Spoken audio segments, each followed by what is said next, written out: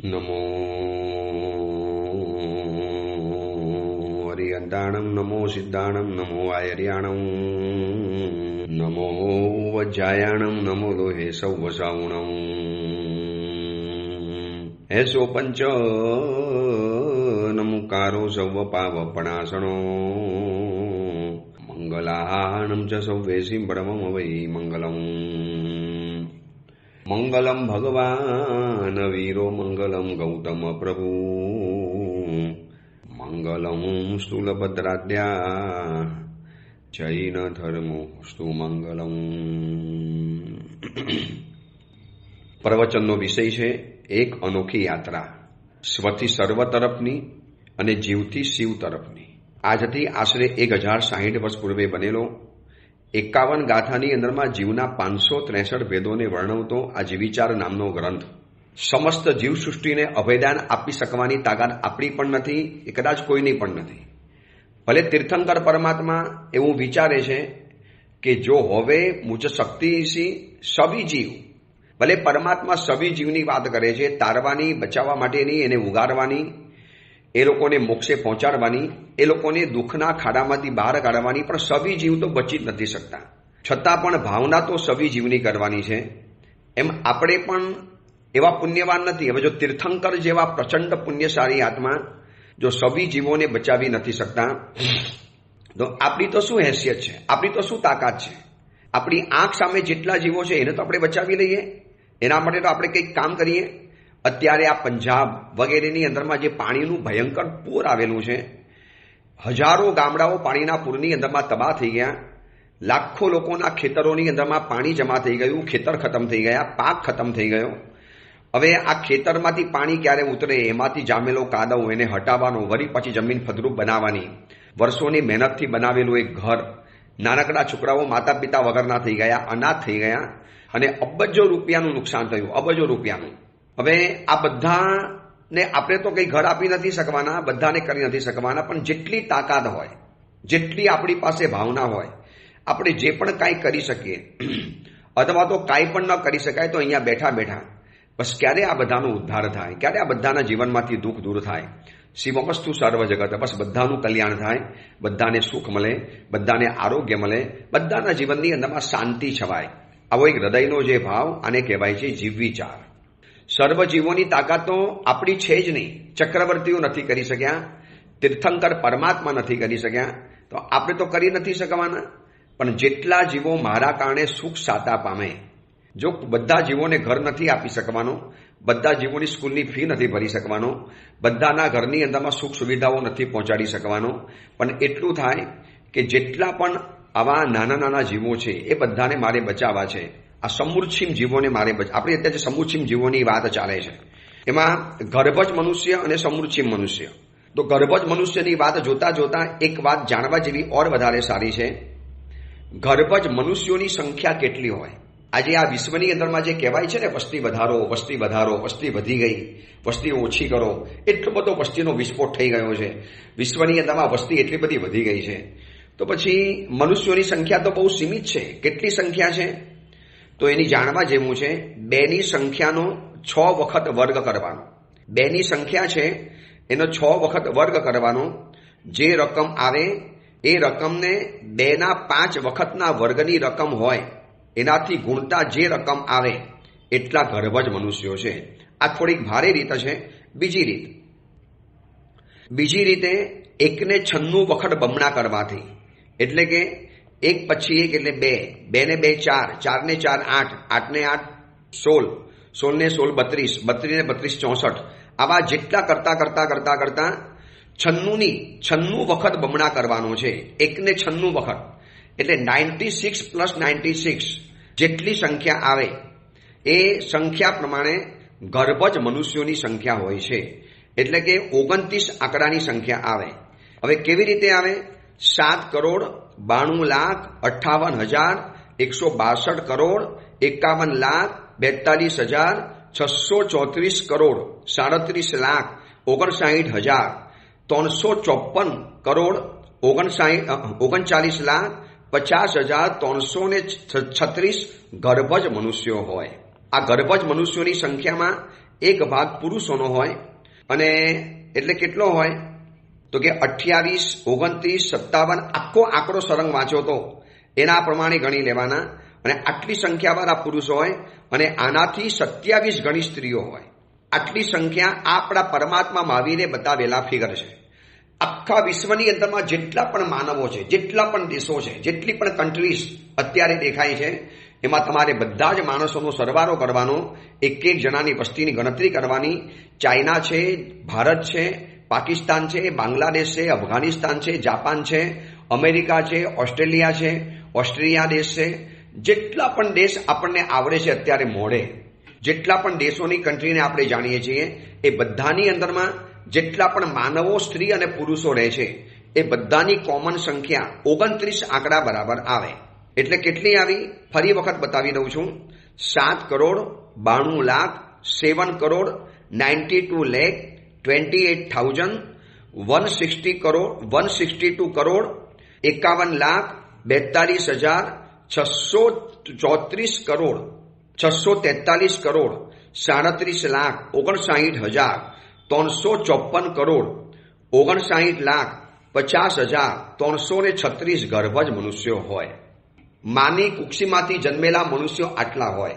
સમૃદ્ધિની વાત નથી કરતો, ગર્ભજ માના પેટમાંથી જે જન્મ લે છે, એક સ્ત્રીના પેટની અંદરમાં જે 9 મહિનાનો ગર્ભ ધારણ થાય અને પછી જે જન્મ થાય, એની આ વાત છે. આમાંથી આટલી આંકડાવાળા પુરુષો હોય અને અમુક આંકડાવાળી સ્ત્રીઓ હોય. આ બધું જ ગર્ભજ મનુષ્યોનું ગણિત છે. હવે સમૃદ્ધિ મનુષ્ય તો અગણિત છે. એને જે ઉત્પન્ન થવાના જે 14 સ્થાન આપણે જોયા કે કઈ જગ્યાની અંદરમાં જે ઉત્પન્ન થાય છે, આટલી જગ્યાની અંદરમાં ઉત્પન્ન થતા હોય તો આપણે એનાથી ધ્યાન રાખવાનું. એઠું મૂકવાનું નહીં, એઠવાડો નાખવાનો નહીં. થાળી 48 મિનિટ પહેલા ધોવાઈ જવી જોઈએ.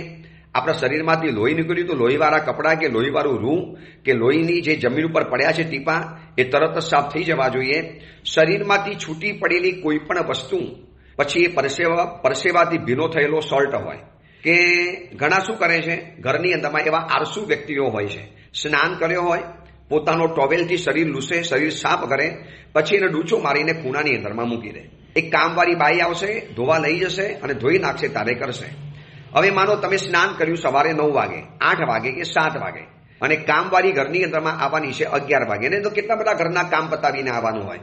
હવે ત્યાં સુધીની અંદરમાં એ ડૂચો પડીને જે ટોવેલ પડી રહ્યો, એની અંદરમાં સમૂર્છિમ જીવો ઉત્પન્ન થઈ જાય. હવે કોઈ માણસે સ્નાન કર્યું, અંડરવેર પહેરીને સ્નાન કર્યું, આંતર વસ્ત્ર પહેરીને, હવે સ્નાન કર્યા પછી એને તો ભીના ઉતારીને નવા પહેરી લે, પણ હવે એ જે આંતર વસ્ત્રો છે એને સૂકવે નહીં, એને ડૂચો વાળીને ખૂણાની અંદરમાં મૂકી રાખે, ડોલની અંદરમાં, કશાકની અંદરમાં, તો 48 મિનિટની અંદરમાં અસંખ્ય સમૃદ્ધિમ જીવો ઉત્પન્ન થઈ જાય. આજે અમે સાધુ જીવનમાં છીએ તો અમારે પણ કપડાં ધોવા પડે, જેને કાપ કાઢ્યો કહેવાય. અઠવાડિયે 10 દિવસે કે 15 દિવસે, કોઈ મહિને 2 મહિને કાપ કાઢતા હોય. હવે શું કરીએ, ગરમ પાણી ડોલમાં લઈ આવીએ, અંદરમાં થોડોક સર્ફનો કે એરિયલનો પાવડરનો ભૂકો નાખીએ, પછી એમાંથી ઝાગ બનાવે, એની અંદરમાં કપડાને અડધો કલાક બોળી રાખે. અડધો કલાકથી વધારે નહીં, કારણ કે વધુ જો જાય 48 મિનિટ જાય અને જો વચમાં હલાવે નહીં તો એની અંદરમાં સમૃદ્ધિમ જીવો ઉત્પન્ન થઈ જાય. હવે ઘરની અંદરમાં શું કરે છે, ઘણી સારિકા બહેનો કામવાળી આવવાની હોય ને એની પહેલા કપડાને ખાલી ભીગોવી રાખે. ડોલની અંદરમાં આખા ઘરના કપડાં, એક મોટું તગારું હોય, મોટું પ્લાસ્ટિકનું કંઈક એવું ટબ જેવું હોય, એમાં ઘર આખાના બધાના કપડાં અંદરમાં જમોરી લીધા.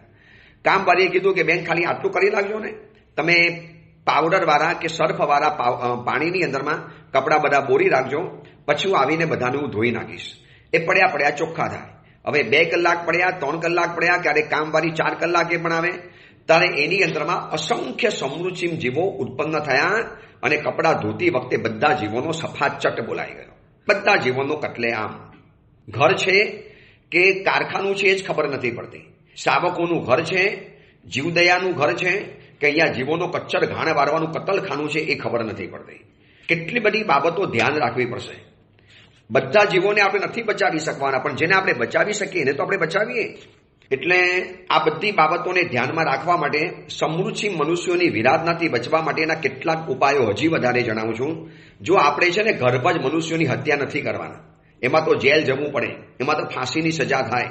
આજે આ જેટલા પણ પતિ પત્નીઓ એકબીજાની હત્યાઓ કરે છે, વચમાં જેટલી પત્નીઓએ પતિઓની હત્યા કરી, ઓલી સોનમ નામની જે પત્ની હતી એને જે પોતાના પતિની જે હત્યા કરી, રાજા નામના પતિની, આપણે એવું તો નથી કરવાના, પણ અસંખ્ય સમૃચિ મનુષ્યોની હત્યા આપણે કદાચ અજાણતા રોજ રોજ કરતા હોઈએ છીએ. રોજ રોજ પરસેવાવાળા ભીના કપડાં હોય, સ્નાનનો ભીનો ટોવેલ હોય, એઠું જૂઠું મૂકી દીધેલું હોય, થાળીની અંદરમાં જૂઠું મૂક્યું હોય, લગ્નના સમારંભની અંદરમાં ગયા અને ફેશનના કારણે અડધું ખાધેલું જૂઠું મૂકી દેવાનું, એ પછી એઠવાડો બધો જમા થાય ખૂણાની અંદરમાં, કલાકોના કલાક, ઘણી વખત તો બીજા દિવસે ઓલી કચરા ગાડી આવે એમાં નાખવાનું, એમાં વળી પાછા અસંખ્ય સમૃચિમ જીવો તો ઉત્પન્ન થયેલા જ હોય, એમાં વળી પાછા અંદરમાં ભરે, પછી એ જ્યાં ઠલવાય, પછી તડકાની અંદરમાં તપે, એની ઉપરથી બુલડોઝર ફરી વળે, એની અંદરમાં આગ લગાડવાની અંદરમાં આવે. કેટલા જીવોની દાહકતા અને વિરાધનાના આપણે નિમિત્ત બનીએ છીએ. શું આટલું આપણે ન કરી શકીએ? આ પ્રવચન સાંભળનારા બધાને અપીલ કરું છું કે પ્લીઝ સમૃચિ મનુષ્યોથી આપણે બચી શકીએ છીએ એની વિરાધનાથી. જો ગર્ભજ મનુષ્યને હત્યા કરવાનો ડર કેમ લાગે છે? કારણ કે ગવર્મેન્ટના કાયદા કાનૂન, પકડાઈ જવાય, પોલીસ આવે, ફાંસી થાય, કેસ ચાલે, મુકદ્દમ ચાલે, બે ઇજ્જતી થાય, બદનામી થાય, તોય માણસો કરે છે. તોય ગર્ભજ મનુષ્યોની હત્યા કરનારા કરે છે. કોઈ પોતાના પતિને મારી નાખે છે, કોઈ દીકરાને મારી નાખે છે, કોઈ પોતાની માને મારી નાખે છે, કેટલું બધું કરે છે. હજી 2 દિવસ પહેલા સમાચાર વાંચ્યા, એક જણાએ સમાચાર આપ્યા કે દીકરાએ પોતાના બાપનું ખૂન કરી નાખ્યું. કેમ? તો કે પિતાજી મારી પત્નીની છેડતી કરે છે. બસ આવું કંઈ ગુસ્સો આવ્યો અને પિતાજીને છુરી હોલાવી નાખી, પિતાજીને મારી નાખ્યા. હવે આપણે આવી તો ગર્ભજ મનુષ્યોની હત્યા નથી કરવાના. આપણે સંસ્કારી છીએ, આપણે જૈન પરિવારના છીએ, આપણે ઉત્તમ ખાનદાન પરિવારના છીએ. આપણે કોઈની ક્યારે હત્યામાં નિમિત્ત નહીં બનીએ. પણ આ સમૃચિ મનુષ્યોની હજારો નહીં, કરોડો નહીં, અબજો નહીં, મિલિયનની મિલિયન આપણે હત્યા કરીએ છીએ. એમાંથી તો બચી શકાય છે, બિલકુલ બચી શકાય છે. કોઈ એમાં બચવું ભારે નથી. શાસ્ત્રના અભ્યાસ અને શાસ્ત્રોક્ત વાત વિના આ સમૃચિ મનુષ્યો પર શ્રદ્ધા નહીં બેસે. કારણ કે આંખ સામે દેખાતા નથી સમૃચિ મનુષ્યો. શ્રદ્ધાપૂર્વકના શાસ્ત્ર અભ્યાસ પછી જ સમજાય કે સમૃચિ મનુષ્યો કેવા હોય અને એની મારે સુરક્ષા કેવી રીતે કરવાની હોય. આપણી થોડી ઘણી બેદરકારી, એના કારણે મનુષ્યના મલ, મૂત્ર, પરસેવો, થૂંક, શરીરમાંથી ઉત્પન્ન થયેલી જેટલી ધાતુઓ અને જે બધી બહાર નીકળે, વિષ્ટા છે, પેશાબ છે, જમ્યા પછી થાળીની અંદરમાં સાફ ન કર્યું ને અને એની અંદરમાં જે ઉત્પન્ન થાય, મહાપુરુષો કહે છે કોઈના મૃત્યુમાં નિમિત્ત ન બનવું હોય તો કોઈના જન્મમાં પણ નિમિત્ત ન બનવું જોઈએ. આપણે કોઈના મૃત્યુમાં નિમિત્ત નથી બનતા, આપણે કોઈને મારતા નથી, તો આ સમૃચિ મનુષ્યોના જન્મમાં આપણે નિમિત્ત કેમ બનીએ છીએ? ચલો આપણે એને માર્યા નહીં. મેં ખાલી શું કર્યું? મારા પરસેવાવાળું ભીનો કપડો, ભીનું વસ્ત્ર મેં સૂકવ્યા વગર ખૂણાની અંદરમાં મૂકી રાખ્યું. હવે એની અંદરમાં અસંખ્ય સમૃચિ જીવો પેદા થઈ ગયા. હવે હું કપડાને ફરીવાર અડતો પણ નથી, મેં કદાચ એને હાથ પણ નથી લગાડ્યો, પરંતુ એ વસ્ત્રની અંદરમાં જે સમૃચિ મનુષ્યો જે હતા એ તો આપોઆપ મરી જવાના. એ મરવાના ક્યારે? જન્મ થયા તો મર્યા. આપણે જન્મ નહોતો આપવો, આપણે ભૂલ નથી કરવી, આપણે આપણા વસ્ત્રોને સૂકવી દેવાતા, આપણે આપણા થૂંકવાળા રૂમાલને સૂકવી દેવો હતો, આપણે જ્યાં ત્યાં થૂક્યા, ગરફો નાખ્યો, એના કારણે સમૃચિ જીવો પેદા થઈ ગયા અને એની ઉપરથી ગાડી પસાર થઈ ગઈ. આ સમૃચિ મનુષ્યો ચગડાઈ ગયા. હવે આ વાત છે ને શાસ્ત્રના અભ્યાસ વિના કે પ્રભુ મહાવીર ઉપર શ્રદ્ધા વગર આ વાત નહીં બેસે. કારણ કે દેખાતા નથી સમૃચિ મનુષ્યો. તો એની જૈનાના કેટલાક ઉપાયો તમને બતાવી દઉં છું. જૈનોના ઘરની અંદરમાં સમૃચિ મનુષ્યોનું કતલખાનું જબરજસ્ત ચાલે છે. અરે હૈદરાબાદના અલ કબીલ કતલખાનામાં કે મુંબઈના દેવદાન કતલખાનાની અંદરમાં તો સંખ્યાતા જીવો કપાય, એનો તો હિસાબ મળે છે. પણ આ તો એવો છે કે તમે ક્ષણે ક્ષણે, કલાકે કલાકે, દિવસભરની અંદરમાં અબજો, કરોડો, ખરબો અને મિલિયનોના મિલિયન તમે જીવોને ખતમ કરી શકો છો. તો નાક, કાન, નખ, શરીરનો મેલ જો કાઢવો જ પડે તો એને ચૂનાની અંદરમાં કાઢવાનું. હવે આજે અમે સાદુ જીવનમાં શું કરીએ છીએ? અમારે જે નખ કાપવા પડે, નેલ કટરથી અમે નખ કાપીએ છીએ તો બધા મહાત્મા વતી કોમન એક ડબ્બી હોય, ડબ્બીની અંદરમાં ચૂનો ભર્યો હોય અને એ ડબ્બીની અંદરમાં નખ કાપીને તરત જ ડબ્બીની અંદરમાં ભરી લેવા. ચૂનાની ગરમીના કારણે સમૃચિ જીવો અંદરમાં ઉત્પન્ન ન થાય. કાનોનો મેલ કાઢવો પડ્યો શરીર દ્વારા. એની આગળ જે રૂ લાગેલું છે એને મેં તમને કીધું ને, દરેક શાવકના ઘરની અંદરમાં એક એવો ડબ્બો હોવો જોઈએ જેમાં ચૂનો અથવા તો રાખ, જેને ક્ષાર કહેવાય, ભસ્મ કહેવાય, આ ભસ્મનો એક ડબ્બો દરેકના ઘરની અંદરમાં હોવો જોઈએ. આવો શરીરમાંથી નીકળેલો જે પણ તાત્કાલિક કાનનો મેલ, શરીરને ખંજવાળતા જે કારિકારો, જે શરીરનો મેલ નીકળ્યો, એ આવા નખ વગેરે બધા અંદરમાં મૂકી દેવાના, લાકડીથી હલાવી લેવાના અને એના કારણે સમૂર્છિત મનુષ્યો અંદરમાં ઉત્પન્ન થતા બચી જાય. એટલે ચૂનામાં કે રાખની અંદરમાં કે ભસ્મ મસરી લેવાના, એનાથી એ જીવોની જન્મ મરણની પરંપરા અટકી જાય છે. આપણે એ જીવોને મારતા નથી તો આપણે એ જીવોને ખતમ પણ નથી કરતા. હવે આપણા કારણે એ જીવોનો જન્મ ન થયો તો આપણા કારણે જીવોને મરવાનું પણ બચી ગયું. હવે બીજા નંબરમાં જ્યાં ત્યાં થૂંકવાનું નહીં. ઘણા માણસોને ટેવ હોય છે ક્યાં ને કાંઈ થૂંક્યા કરે. એટલા માટે કેટલી જગ્યાએ બોર્ડ લખવા પડે, અહીંયા થૂંકવાની મનાઈ છે, અહીંયા થૂંકવાની મનાઈ છે. તમે જોજો મોટી બિલ્ડિંગ હોય ને, એ બિલ્ડિંગના પહેલા એવું દેખવા માટે મળતું હતું કે બિલ્ડિંગના ધાર ઉપર, એટલે 2 પગથિયા જ્યાં પૂરા થાય એની જે ખૂણાનો જે કાળ ખૂણો રચાય, ધાર રચાય, ત્યાં હંમેશા લાલ કલરની આખી પિચકારીઓ પડેલી હોય. મોઢામાંથી પાન ખાધું, આમ પિચકારી મારી 2 હોઠથી અને આગળ નીકળી ગયા. એક તો ગંદકી થઈ, તમારા જમ્સ ફેલાયા, વાતાવરણ ગંદુ થયું, તમારા કારણે બીજાને રોગ પેદા થાય. માનો તમને શરીરની અંદરમાં જે રોગ છે જમ્સની અંદરમાં આવી જવાના.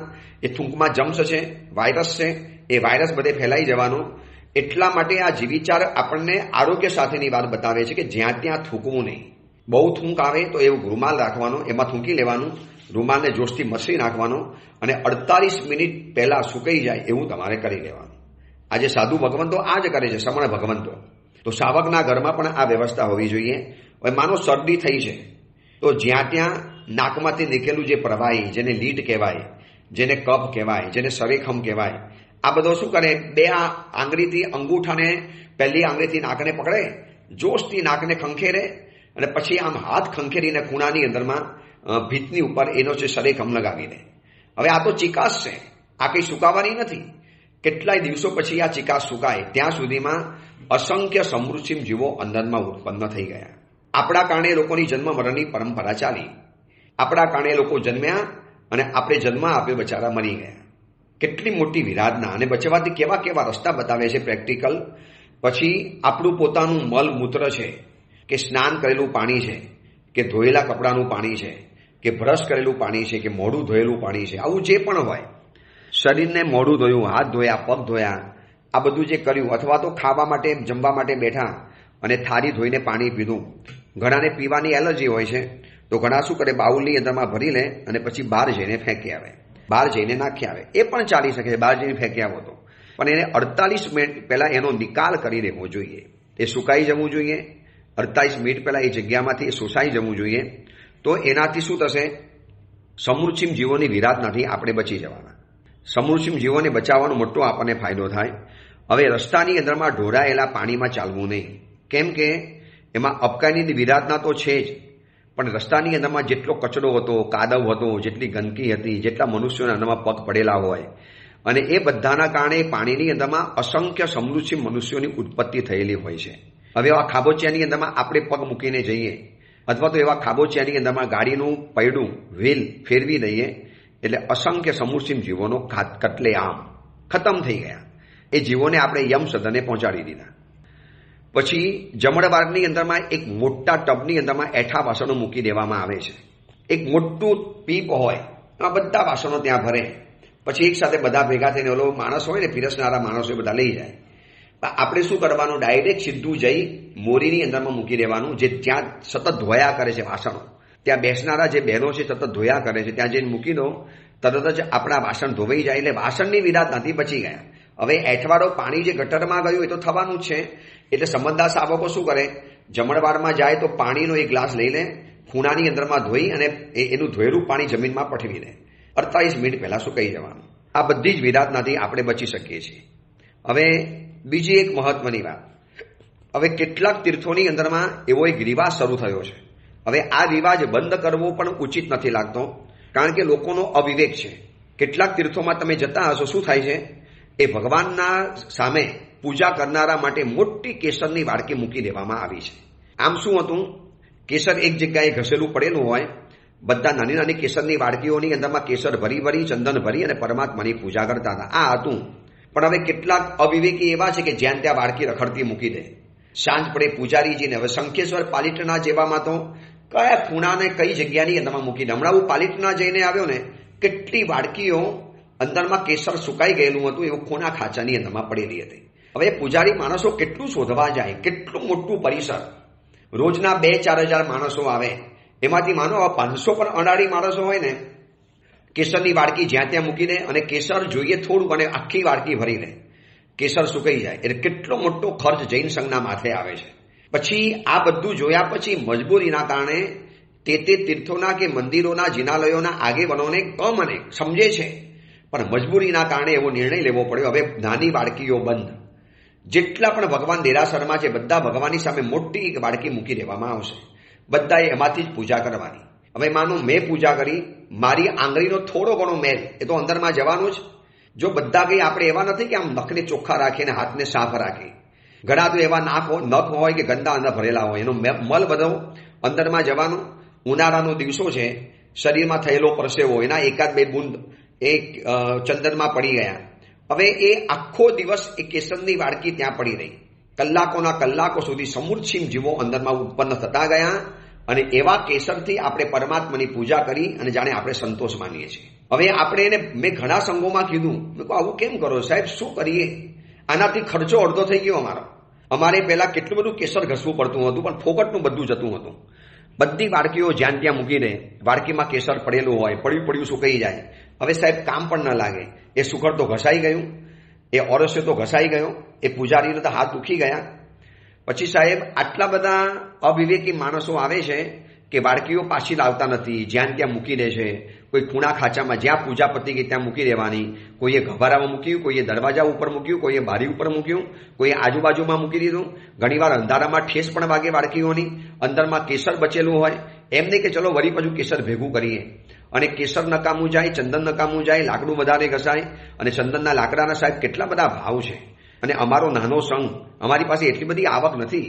તો સાહેબ પછી અમારે મને આ લોકોનો અવિવેક જાણી અને આવું કરવું પડ્યું, અને એનાથી ખર્ચો સાહેબ અડધાથી પણ ઓછો થઈ ગયો. એટલું કેસર ઓછું ઘસવું પડે છે. ત્યાં ને ત્યાં વાડકી છે, ત્યાં પૂજા કરી લીધી, એટલે વાડકી ધોવા માટે પણ વધારે માણસની જરૂરિયાત ન પડે. હવે આ વાત તો બરોબર છે, તો હવે શું કરવાનું? તો સમજદાર આપણે બની નાની વાડકીની અંદરમાં કેસર લઈ જેટલું જોઈએ એટલું જ કેસર લેવાનું. સંઘની સુરક્ષા કરવાનું આપણો ધ્યેય છે. સંઘનું આવકને શું કામ ખોટો ખર્ચો નાખવાનો? સંઘની કેમ આવક વધારી દેવાની? કેમ સંઘને ખર્ચના દેવામાં મૂકી દેવાનો? આટલી બધી મોંઘવારીમાં આવા સુખડ ચંદન કેસરને ઘસવા કેટલા બધા ભારે પડી જાય, કેટલા પૂજારીઓ રાખવા પડે. એમાં નાકોડામાં તો હવે કેસર ઘસવાનું મશીન જ આવી ગયું છે. વર્ષો પહેલા નાકોડા તીર્થમાં યાત્રા કરવા ગયો ત્યારે જોયું હતું મશીન, કે એ સાહેબ કેટલા રોજના 2-4 હજાર માણસો પૂજા કરવા માટે આવે, કેટલું ઘસીએ. આ તો જરૂર પ્રમાણે ઘસતા જઈએ એવું મશીન હતું. અંદરમાં લાકડું બંધાયેલું હતું અને નાનકડો ઓરસ્યો હતો. મશીન દ્વારા ઓરસ્યા ઉપર ઘસાયા કરે. પૂજારી ખાલી અંદરમાં જોઈએ એટલું કેસર અને બરાસ અંદરમાં નાખ્યા કરે. તો આ પદ્ધતિ પ્રમાણે જો આપણે પૂજા કરીએ વાડકીમાં પડેલા કેસર પ્રમાણે, તો આપણને સમૃચિમ બનાવવાનું કે સમૃચિમ જીવોની હત્યાનું પાપ લાગે. તો આટલો વિવેક આપણામાં ન જાગે. આપણે વર્ષોથી ધર્મ આરાધના કરનારા શું કામ આગેવાનોને આવી મજબૂરીથી નિર્ણય લેવો પડ્યો? શું કામ આટલી બધી અડધી આવકમાં કામ પતી ગયું, કેટલા પૈસા બચી ગયા? અને છેલ્લે મને આ વ્યવસ્થા સ્વીકારવી પડે એમ છે. શું કરીએ? એના કરતાં જો શાવકો આટલા વિવેકી ન બની શકે? તમે આટલા ઉત્તમ ધર્માત્મા, આટલો બધો ધર્મ સાંભળ્યો, આટલા બધા પ્રવચનો સાંભળ્યા, આ મારા ઓડિયો પ્રવચન તમે કેટલા બધા સાંભળ્યા, તો આટલો પણ વિવેક તો આપણામાં હોવો જ જોઈએ. આ તો આપણી એક જરૂરી વાત છે. એટલે મેલા વસ્તુ પડારી રાખવાથી, એઠા વાસણો મૂકી રાખવાથી, કે આવા પૂજાની કટોરીની અંદરમાં 1000 માણસ પૂજા કરવા માટે આવ્યું, તેમાંથી 500 માણસની આંગળી અંદરમાં જવાની. લોકોની જાતની આંગળી હોય, ગંદી હોય, નખવારી હોય, કોઈએ શરીરના બીજા અન્ય ભાગોને લગાવીને પછી અંદરમાં મૂકેલું હોય. આવું બધું કેટલું બધું થયેલું હોય. હવે આગળ મેલા પરસેવાવાળા વસ્ત્રો, ટુવાલ કે હાથ રૂમાલ એને તરત જ સૂકવી દેવાનું. જો ભીના પડ્યા ને એમાં સમૃદ્ધિ મનુષ્ય ઉત્પન્ન થાય. જેવો પરસેવાનો રૂમાલ થાય. હું પ્રવચનમાં જઉં છું, રોજ અહીંયા સુરતમાં પ્રવચન આપું છું મહાવીર ધામ શ્રી સંઘની અંદરમાં. 1 કલાકનું પ્રવચન છે, 9 થી 10નું પ્રવચન. હવે પ્રવચન કરતા એટલો બધો પરસેવો થઈ જાય, પરસેવાથી રેપઝેપ થઈ જવાય. તો હું વ્યાખ્યાન પછી કપડાં કાઢું, ભીના કપડાને સૂકવી દઉં અને એક સૂકું કપડું હોય એનાથી વળી પાછું હું પહેરી દઉં, જેને પાગળ નહીં કહેવાય. તો આ શીખ્યા છે તો ખબર પડે છે, વરના ડૂચો મારીને ખૂણાની અંદરમાં પડ્યા રહે. એનાથી સમૃદ્ધિ જેવો ઉત્પન્ન થઈ જાય છે. શક્ય હોય ત્યાં સુધીમાં થાળી ધોઈને જ પીવાની. થાળી નથી પીવાની, પણ થાળીને ધોઈને સાફ કરીને લૂસી લેવાની છે. તો થાળી ધોઈને પીવાથી બીજા બધા જે વિરાટના જે દોષો લાગે છે, કેટલા કલાકો સુધી પડ્યા રહે. કીધું ને કાલે રાતના જમે ત્યારે સવારે વાસણ ધોવાય. તો એના કરતાં એક પતલા કપડાથી થાળીને સાફ કરી દેવાની, ઉલટી પાડી લેવાની. આજે ઘણી જગ્યાએ વર્ષી તપ હોય છે, અમુક જગ્યાએ નવપતની ઓરી હોય, અમુક જગ્યામાં તો સંઘમાં એવા નિયમ બની ગયા છે કે હવે જે પણ તપસ્યા થાય થાળી વાડકા ઘરેથી લાવવાના, પાણી ઘરેથી લાવવાનું. આ પાણી ઘરેથી લાવવાનું, થાળી વાડકા ઘરેથી લાવવાના એટલે શું થયું? કેટલા બધા પાણીના આંધણ ઉકાળવાના અટકી ગયા. અને બીજા નંબરમાં પોતાની થાળી એટલે માણસ ધોઈને જ જવાનું. સાફ ભલે પાણી નથી પીતો તો પાણી બધું વાડકીમાં નાખે અને વાડકીમાં બહાર જઈને ઠાલવી આવે. એટલે મોરીમાં જતા કે ગટરમાં જતા તો બચી ગયું અને થાળી તરત જ સાફ થઈ ગઈ. 48 મિનિટની અંદર વિરાટનાથી આપણે બચી ગયા. તો થાળીને પટલા રૂમાલથી કોરી કરી વળી પાછો ટોવેલને રૂમાલને સૂકવી દેવાનું. હવે કોકના એઠા જૂઠા ખાવા વસ્તુઓ, ચૂસેલા બોર, કેરી, જાંબુ, આ ઠળિયા, આ બધા. હવે માનો સફરજન તમે ખાધું, બચકું ભર્યું, છેલ્લે થોડો ભાગ બચ્યો તો ખાઈ શકાતો નથી, તમે રોડ ઉપર છૂટો એનો ઘા કરી દીધો. તમે નાખ્યું, એના 48 મિનિટ પછી અસંખ્ય સમૃદ્ધિ મનુષ્યો ઉત્પન્ન થઈ ગયા. તો શક્ય ત્યાં સુધી માણસે એઠું મૂકવું જ નહીં. કદાચ એવી બધી વસ્તુઓ વાપરવી પણ પડે તો ધોઈને પાણી પઠવી દેવાનું. 48 મિનિટ પહેલી સુકાઈ જાય, એનો નિકાલ થઈ જાય, એટલું આપણે કરવાનું છે. આ બધી બાબતમાં હરીફરીને એ જ આવે છે. કપડાં હોય, વસ્તુઓ હોય, વાસણ હોય, શરીરની ધાતુઓ બહાર નીકળેલી હોય, આ બધાની અંદરમાં આ નિયમ લાગુ પડે. પછી જેટલી પણ એઠી વસ્તુઓ જે થાળી ધોવાની મૂકવામાં આવે છે, આજના દીકરા દીકરીઓને એઠી થાળી ધોવામાં આમ છે ને શરમ લાગે, કંજુસાઈ લાગે. એ લોકોને તો છરી ચમચીથી ખાવાનું શીખ્યા હોય, પણ એ લોકોને સમજાવવાનું કે બેટા આમાં કેટલો બધો લાભ મળે છે ને આપણે કેટલી વિરાટનાથી બચી જઈએ છીએ. હવે સ્ત્રી પુરુષના જે સંભોગ થાય, શરીરની જે પ્રક્રિયાઓ થાય, બહુ લાંબી વાત નથી કહી શકતો મર્યાદાના કારણે, પણ એમ કહેવાય છે કે એક વખત સ્ત્રી અને પુરુષ જ્યારે સંપર્ક કરે છે, શરીરના સુખ માણે છે, સંભોગ કરે છે, એમાં 9 લાખ ગર્ભજ મનુષ્યો અને અસંખ્ય મનુષ્યો અંદરમાં ઉત્પન્ન થાય છે. એમાંથી એકાદ જીવ બચે, બાકી બધા જીવો અંદરમાં ખતમ થઈ જવાના. તો 9 લાખ ગર્ભજ મનુષ્યો અને અસંખ્ય સમૃદ્ધિ મનુષ્યોની એક વખતની ભયંકર વિરાટના, એનાથી બચવું હોય તો આપણે બ્રહ્મચર્યનું પાલન, સંયમ જીવનનો સ્વીકાર, આ વર વધુના મેલાપક, બેનને ભેગા કરીને જોડી દેવા, એના લગ્નોની અંદરમાં જવાનું, આ બધું અસંખ્ય સમૃદ્ધિ મનુષ્યોને ઉત્પન્ન થવાના દરવાજા છે. પછી આગળ માણસના મરી ગયા પછી એનું મરડું છે, એનું ડેડ બોડી છે, અને 48 મિનિટમાં અગ્નિ સંસ્કાર કરવામાં આવતા હતા જૂના જમાનામાં. એવો રિવાજ હતો. આજે તો આવો રિવાજ લગભગ નથી રહ્યો. આજે તો પરિવાર બાકી હોય તો શું કરે, પેલું રૂમ હોય સબઘર, ત્યાં મૂકી દે. ડૉક્ટર એવા પ્રકારના ઇન્જેક્શનો આપીને જેથી શરીરમાંથી ગંધ ના મારે. દીકરો અમેરિકા હોય, ઓસ્ટ્રેલિયા હોય કે વિદેશમાં હોય, એને આવતા વાર લાગવાની હોય તો 2-3 દિવસે એને આ બધું ડેડ બોડી મળે અને પછી એનો અગ્નિ સંસ્કાર કરે. એમાં અસંખ્ય સમૃદ્ધિ મનુષ્યો ખતમ થઈ જવાના, અસંખ્ય સમૃદ્ધિ મનુષ્યોનો નિકાલ. એટલે આ બધી આપણે નાની નાની જૈનાઓ બતાવી, ખાવામાં પીવામાં બાબતની અંદરમાં, ઇત્યાદિ બાબતોની અંદરમાં. આ બધામાં જો આપણે સાવધાની રાખીએ તો ખૂબ આપણને લાભ મળી શકે એમ છે. ગર્ભજ મનુષ્યોની પણ મન વચન કાયાથી તો આપણે વિરાટના કરીએ છીએ. આપણે ડાયરેક્ટ ભલે નથી મારતા, ખૂન નથી કરતા, પણ છાપા પત્રિકામાં ફોટા છપાયા હોય, એની ઉપર કાતર ફેરવો તો મનુષ્યનું ચિત્ર કપાઈ ગયું એટલે આપણને મનુષ્યની હત્યાનું પાપ લાગે. પછી મનુષ્યોના ફોટાવાળા વસ્ત્રો નહીં પહેરવાના. હવે આજે ટી શર્ટ છે તો દરેક વ્યક્તિ કોકનો ફેન હોય છે, કોઈ અભિનેતાનો, નેતાનો, ક્રિકેટના ખેલાડીનો, ફૂટબોલ પ્લેયરનો. પછી એના ફોટાવાળા પોતે કપડાં પહેરે, જર્સી ઉપર એનો ફોટો છપાયેલો હોય અને પછી એના કપડાં પહેરે. હવે એ બધા કપડાં પહેરવાથી પણ મનુષ્યોની એટલે આપણે મનુષ્યોને પીડા આપવાનું આપણને પાપ બંધાય છે. તમે એ વ્યક્તિને પીડા નથી આપતા, પણ તમે એનો ફોટો પહેર્યો, કપડાં ડૂચો ભરી ગયો, ધોવાની અંદરમાં ગયા, એની ઉપર ધોકો લાગ્યો, વોશ મશીનની અંદરમાં જોયું, વોશિંગ મશીનની અંદરમાં ગયું અને કપડું જે ઊંચું નીચું થયું, એના ફોટા સાથે પણ આવું પાપ લાગતું હોય છે. મનુષ્યોના આકારવાળા ચિત્રો, બિસ્કિટ, એ બધું ન ખવાય. એવા કેટલાક બિસ્કિટ નીકળ્યા છે જે મનુષ્યના ચહેરાવાળા હોય અને ખાય તો એમ લાગે જાણે કે મનુષ્યના ચહેરાને છે બિસ્કિટ, પણ મનુષ્યના ચહેરાવાળો છે એટલે ખાવાનું પાપ લાગે.